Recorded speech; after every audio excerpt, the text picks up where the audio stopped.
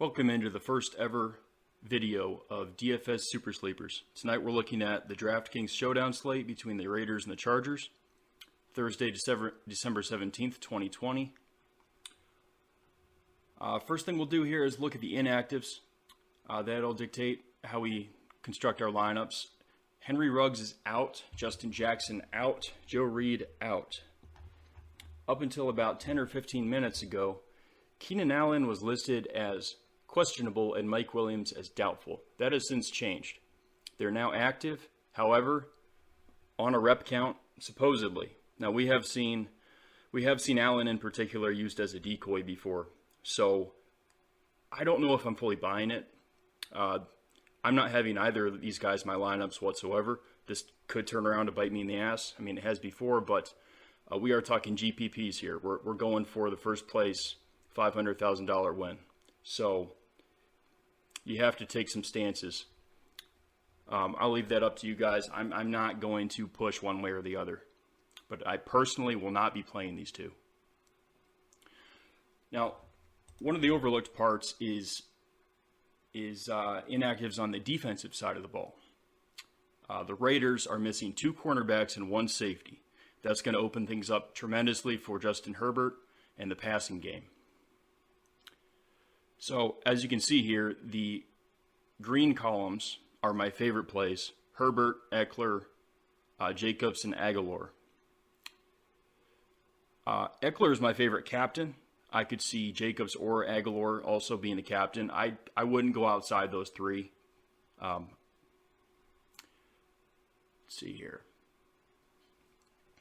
I'll just go down the list here. As I said, Herbert's one of my favorite flex plays. Raiders are missing 2 cornerbacks, 1 safety. He's expensive, but worth it.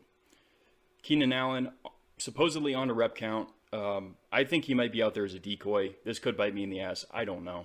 But I'll leave that up to you guys. I will not be playing him personally. Austin Eckler, I absolutely love it. He plays on the ground.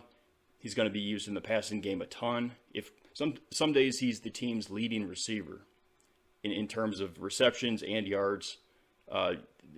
He's game script proof. And we also have Justin Jackson out, so maybe Kalen Ballage gets in there and knocks him down a bit in terms of usage, but I love this. He's in pretty much all my captain spots tonight.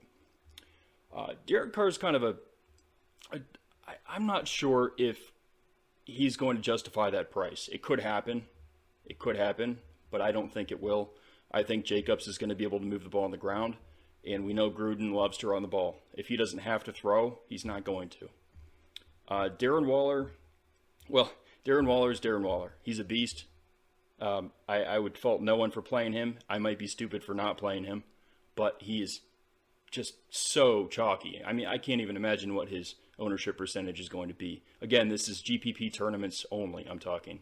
So for that reason alone, I'm going to try to gain some leverage on the field and fade Darren Waller. As I said, I think the Raiders can move the ball on the ground. I think Josh Jacobs has moved a lot. And one other reason I love this, he hasn't had a big game in like over a month now. He's not in the forefront of people's minds.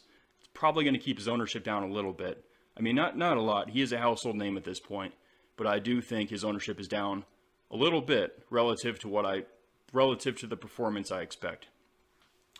Nelson Aguilar, that's an attractive price. He has become this team's #1 receiver outside of Darren Waller. He's somewhat touchdown dependent, but at 7,400, I'll gamble on that. I think he scores enough points to justify that price, and I think he is in the winning lineup. Mike Williams.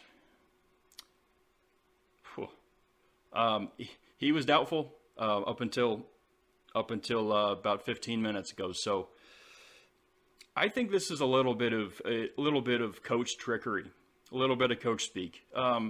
This could bite me in the ass too. I don't know, but I'm not going there. If he beats me, then so be it. I'm not going there. I think these guys get on the field, play a partial game, in and out, constantly resting. Allen might be out there running half-assed routes as a decoy. It has that feel to it. We'll see what happens, but I'm just being transparent with you guys. That's what I think is going to happen. Hunter Henry, the extremely talented, amazing tight end that Justin Herbert seems to not want to go to ever, unless he has to. I don't know why. I really don't. But this has bit me more than once this year. And if he has a receiver open way down the field, he's going to chuck the ball. That's just what he does. With the cornerbacks out and the safety out, I expect there to be a lot of open receivers. So, at no fault of his own, I'm going to fade Hunter Henry. Tyron Johnson. Tyron Johnson became the number one receiver for the Chargers in the absence of Allen and Williams. Now this is kind of a double leverage move. If you don't think Allen and Williams are going to play the full game, you play Tyron Johnson. He couldn't. If they're healthy, he's not even going to get out there. Maybe just a little bit. It's going to tank your lineup if I'm wrong, but if I'm right, you gain leverage on the field massively. So that's what I'm doing. Again, GPP tournament, I want first place. Hunter Renfrow, flip a coin here. I mean, he's 4,800. This could easily go your way. This could easily tank your lineup. I don't personally think he's going to be in the winning lineup because I think the Raiders are going to run the ball too much. He's more of a volume receiver, unless he just trips into the end zone twice, which I think we saw that once earlier this year. Kickers, flip a coin. We know the upside's capped, right? So I'm not going there today. I wouldn't blame you if you did.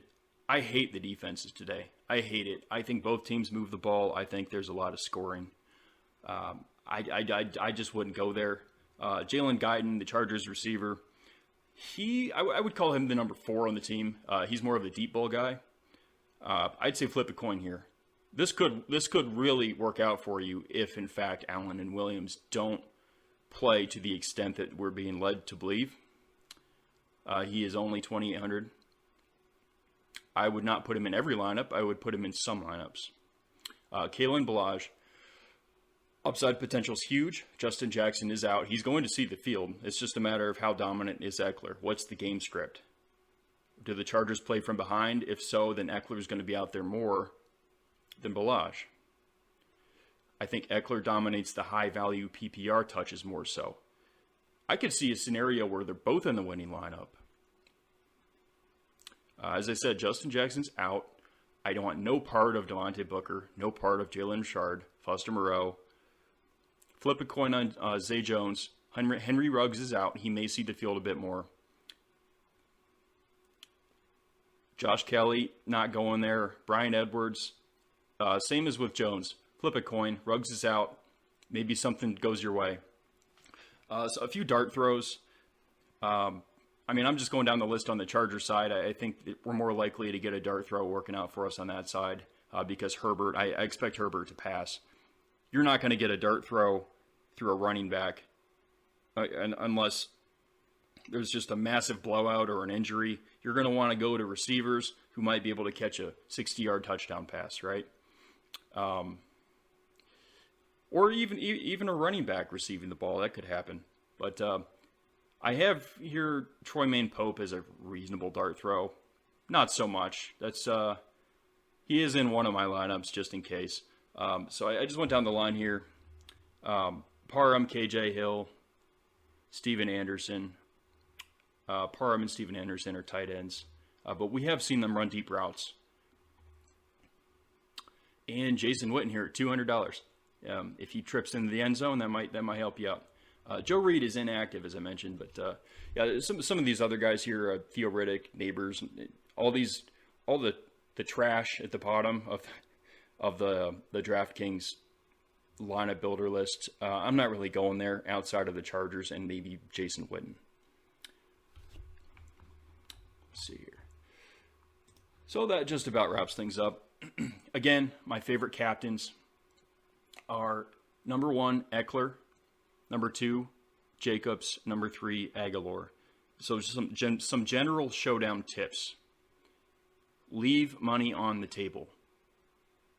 unless one of the guys you are playing is a complete dart throw, like less than 1.5% owned dart throw, 0.3% owned dart throw at the bottom. If you can hit one of those, you don't need to leave money on the table. But if you don't have one, you absolutely have to leave money on the table. Hopefully more than like $200 or $400, maybe $1,000, $1,600, something like that. Otherwise, you're going to end up, if you win first place and you tie 300 people, you're going to walk away with enough money to buy a cheeseburger. I mean, come on, guys. It's not worth it. You're playing a GPP to try to win a lot of money. Don't do that. Don't do that to yourself. All right, that wraps it up. This one was a little rocky. This was the first ever. So I'm hoping to smooth this out, get my process down, maybe be a little bit less nervous when I do this next time. So if you like the content, come back and check me out next time. I realize there's only about 40 minutes until the game, so I'm not sure how long this thing's going to take to upload to YouTube. I hope you guys see it in time. But yeah, check back in the future. Things should be a bit more polished. I look forward to doing this. I'm gonna give it a go here for the next year or two and see how it turns out. Appreciate the time. Good luck.